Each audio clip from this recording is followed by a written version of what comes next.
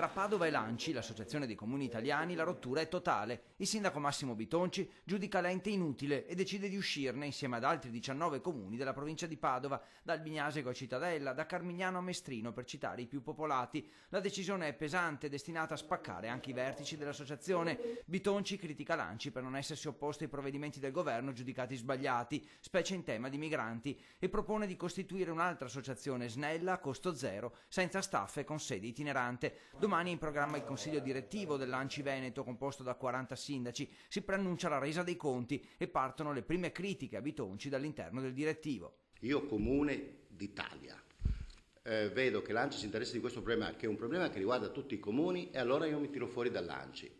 Poteva fare a meno di iscriversi. L'ultimo episodio contestato da Bitonci, la trasferta a Roma di 32 sindaci sui 104 totali della provincia di Padova per incontrare il ministro Alfano. Da un lato questi comuni favorevoli alla microaccoglienza di stranieri che chiedono asilo, dall'altro i contrari a qualunque forma di accoglienza. Anche nell'ANCI c'è una duplice posizione. La mia è quella che l'ANCI deve essere coinvolta non nella gestione dei profughi, ma nell'affrontare il problema.